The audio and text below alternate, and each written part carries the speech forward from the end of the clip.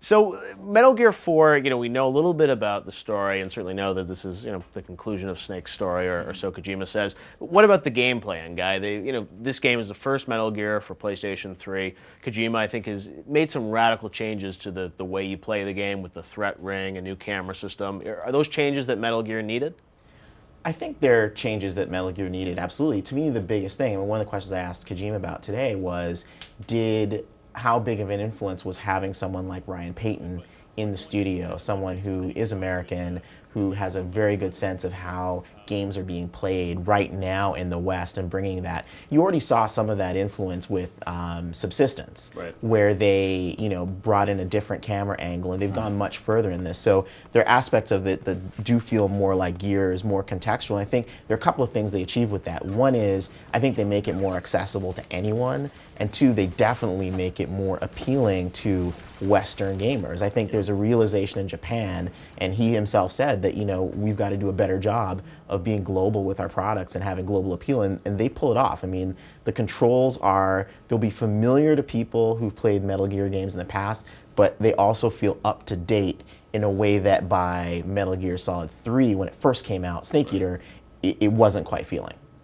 I mean, David, as an American gamer playing this game and the Metal Gear games, do you understand, where they needed to take this game? Did you give them advice? Yeah, well, for example, the threat ring, I think is immensely helpful, because the problem with earlier Metal Gear games, you had the locked-off camera, and you have to, if you set off the alarm, you don't know where the soldiers are coming from, and you're constantly dealing with people shooting you from behind, yep, and you don't have any idea, and you can't turn around like a normal person because the camera's locked off. So now you don't have that, and you also have this sort of sixth sense that I think is done in a very cool way to let you, because a guy like Snake would be aware of where all of his threats were. So I think it'll make it even better. I mean, you asked if it needed it. I don't know if it necessarily needed it, but it's certainly a pretty brilliant addition to the gameplay. Well, Rob, Metal Gear is a stealth action game. Is this game more stealth, more action? I think, one of the things that some people would argue has sort of held back this game from the, a GTA or Halo level of success is that, the stealth is not as mainstream as a straight-ahead action game. Well, I think that the stealth that works, you play it in a stealthy style as a traditional Metal Gear fan would expect that game to go.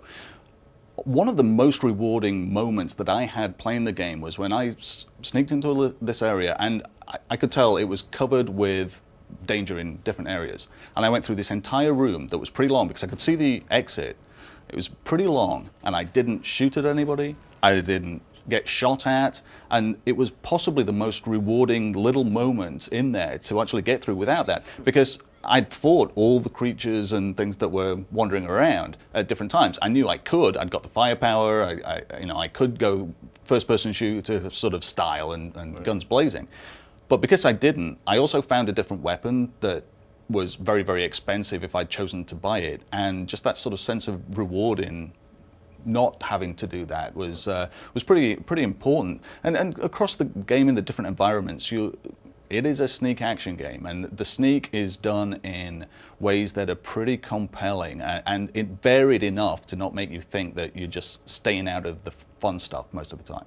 But Guy, what do you think has held back Metal Gear from really being, absolutely at the top of the charts? It's done incredibly well worldwide, but do you think, will it sell as much as a Grand Theft Auto or a Halo? Will it be that level of success, or what would hold it back? Well, I mean, there aren't as many PlayStation 3s in the marketplace, right, as there are Xbox 360s. Right. That's clearly something that's going to hold it back, though I think it will sell PlayStation 3s. I'm hearing some reports that the marketing for the game, that there may not in fact be TV marketing for right, it in the United States. And if that's true, that's definitely going to hold it back, because, from what I've played and from what Rob's saying about the game seems like, in terms of the tightness of its mechanics and its overall, that it's probably a better game than, say, Assassin's Creed. Right. But Assassin's Creed was marketed phenomenally well, so if they're not really doing, and had great TV spots, yeah, so if they're not doing TV spots for this game, that's something that would hold it back.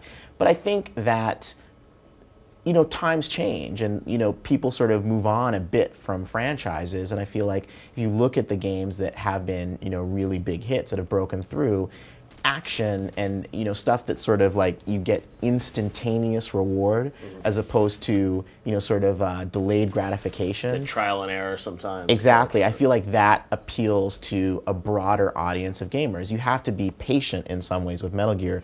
I think this does accommodate run and gun a bit more than previous ones, but even so, even at a full run, he's not like... He's not walking around with a rocket launcher. And he's not moving as fast as Marcus Phoenix. Right. So I think for those reasons, but again, I think the game's going to be... I think the game's going to be incredibly rewarding for anyone who does decide to play it, but my feeling is that there is a bit of a ceiling on it, and you see it with the... ultimately Splinter Cell is not as popular as Assassin's Creed has been. Yep, I think action, open world, that kind of stuff is more popular right now. Well, you can play Snake and Smash Brothers if you need to, right? For the straight-ahead action, right? All right, when we come back on the bonus round, we'll talk even more about the history of the Metal Gear Solid franchise. Next time on the bonus round, we look back at the history of Metal Gear.